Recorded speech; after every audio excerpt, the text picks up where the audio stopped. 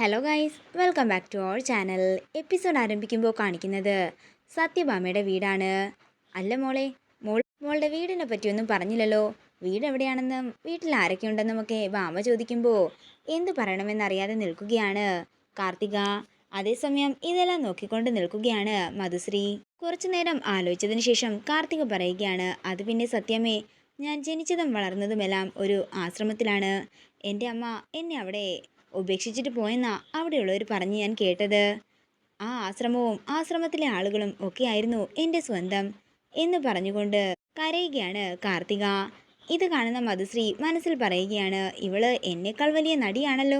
തുടർന്ന് മധുശ്രീ അവരുടെ അടുത്തേക്ക് ചെല്ലുകയാണ്. മധുശ്രീയെ കണ്ട് ഞെട്ടലോടെ നിൽക്കുകയാണ് സത്യഭാമ. ഞാൻ വന്നിട്ട് കുറച്ചു നേരമായി, നിങ്ങൾ പറഞ്ഞതെല്ലാം ഞാൻ കേട്ടിരുന്നു. ഇത് വിഷ്ണുവേട്ടൻ കെട്ടിക്കൊണ്ടുവന്ന പെണ്ണാണോ എന്ന് മധുശ്രീ ചോദിക്കുമ്പോൾ അതെ എന്ന് ഭാമ പറയുന്നു.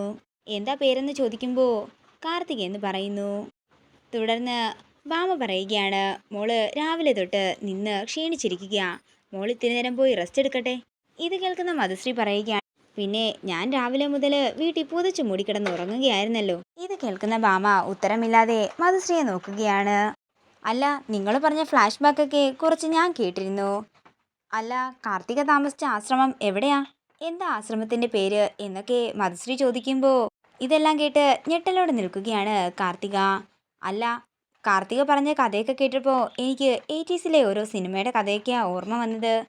അപ്പോൾ ഇവളും ആ സിനിമയൊക്കെ കണ്ടിട്ടുണ്ടോ എന്ന് കാർത്തിക മനസ്സിൽ പറയുമ്പോൾ അതൊക്കെ ഫ്രീ ആയിട്ട് ആർക്ക് വേണമെങ്കിലും കാണാമല്ലോടി എന്ന് മധുശ്രീ മനസ്സിൽ പറയുന്നു.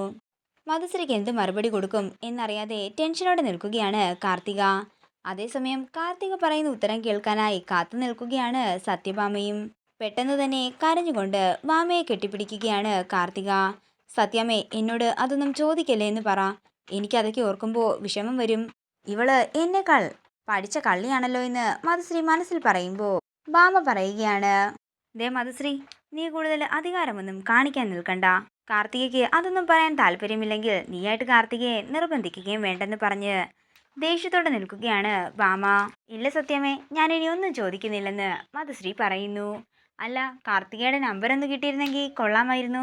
കാർത്തികയെ കണ്ടപ്പോൾ തന്നെ എന്തോ മുൻജന്മത്തിൽ പരിചയമുള്ളതുപോലെയാ തോന്നിയത്. നമ്പർ കൊടുത്തേക്ക് മോളെ എന്ന് ഭാമ പറയുമ്പോൾ തൻ്റെ നമ്പർ കൊടുക്കുകയാണ് കാർത്തിക.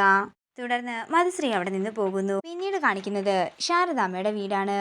ആകെ തകർന്നു നിൽക്കുന്ന ശാലിനിയെ നോക്കിക്കൊണ്ട് ശാരദാമ്മ പറയുകയാണ്, കുറച്ച് വർഷങ്ങൾക്ക് മുമ്പ് എൻ്റെ അവസ്ഥയും ഇത് തന്നെയായിരുന്നു.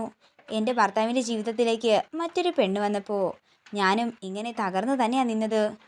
എൻ്റെ ശാരദാമ്മേ, ഇപ്പോൾ അതിനെക്കുറിച്ചൊന്നും പറയാതെ എന്ന് ശാന്ത പറയുമ്പോൾ ശാരദാമ്മ പറയുകയാണ്, ഞാനിവളോട് എത്ര നാളായി പറയുന്നു വിഷ്ണുമോനോട് ചെന്ന് സത്യങ്ങൾ പറയാൻ. അന്നേരം ഇവൾക്ക് സമയമായിട്ടില്ലെന്ന്. ഇപ്പോൾ അവളുടെ ജീവിതം തന്നെ നശിച്ചപ്പോൾ അവൾക്ക് സമാധാനമായി കാണുമല്ലോ. ഇത് കേൾക്കുന്ന ശാലിനി പറയുകയാണ്, അമ്മേ വാ പോകാം. ഇന്നെന്താണെങ്കിലും ഞാൻ വിഷ്ണുവേട്ടനോട് സത്യങ്ങളെല്ലാം തുറന്നു പറയും. എല്ലാം കേട്ടിട്ട് വിഷ്ണുവേട്ടൻ തീരുമാനിക്കട്ടെ, എന്നെ വേണോ അതോ ആ പെൺകുട്ടിയുടെ കൂടെ ജീവിക്കണോ എന്ന്. വിഷ്ണുവേട്ടൻ ആ പെൺകുട്ടിയാണ് തിരഞ്ഞെടുക്കുന്നതെങ്കിൽ പിന്നെ ഈ ശാലിനി ഉണ്ടാകില്ല. ഇത് കേൾക്കുന്ന ശാരദാമ്മയും ശാന്തി ഞെട്ടലോടെ നിൽക്കുകയാണ്. തുടർന്ന് ശാലിനി ശാരദാമ്മയും കൂട്ടിക്കൊണ്ട് അവിടെ നിന്നിറങ്ങുന്നു. അങ്ങനെ അവർ സത്യഭാമയുടെ വീട്ടിലേക്ക് പോകുന്ന വഴി മധുശ്രീ ശാലിനിയുടെ വണ്ടി കാണുകയും അതിനെ പിന്തുടർന്നുകൊണ്ട് പിന്നാലെ പോവുകയും ചെയ്യുന്നു. പിന്നീട് കാണിക്കുന്നത് സത്യഭാമയുടെ വീടാണ്. എല്ലാവരും ഉമ്മറത്തിരിക്കുന്നതാണ് കാണിക്കുന്നത്. തുടർന്ന് പിള്ളച്ചേട്ടൻ പറയുകയാണ്, എന്നാലും മോനെ, പിന്നെ മോൻ എന്തിനായിരുന്നു 6 വർഷമായിട്ട് ശാലിനി കുഞ്ഞിനെ കാത്തിരുന്നത്? ഇപ്പോൾ ശാലിനി കുഞ്ഞ് വന്നപ്പോൾ മോൻ എന്താ ചെയ്തത്? ശാലിനി കുഞ്ഞിൻ്റെ നെഞ്ചില് കത്തി ഇറക്കുന്നത് പോലുള്ള കാര്യങ്ങളല്ലേ മോൻ ചെയ്തത്? അങ്ങനെ തന്നെ അവനോട് ചോദിക്കേണ്ട പിള്ളയെന്ന് രാഘവൻ നായർ പറയുമ്പോൾ അങ്ങോട്ടേക്ക് ദേഷ്യത്തോടെ സത്യഭാമ വരികയാണ്. ഇതോടുകൂടി ഇന്നത്തെ എപ്പിസോഡ് ഇവിടെ തീരുകയാണ്. വീഡിയോ ഇഷ്ടമായെങ്കിൽ മറക്കാതെ ലൈക്ക് ചെയ്യുക, ഷെയർ ചെയ്യുക, കമൻറ്റ് ചെയ്യുക. കൂടുതൽ സീരിയൽ അപ്ഡേറ്റ്സിനായി മറക്കാതെ സബ്സ്ക്രൈബ് ചെയ്യുക.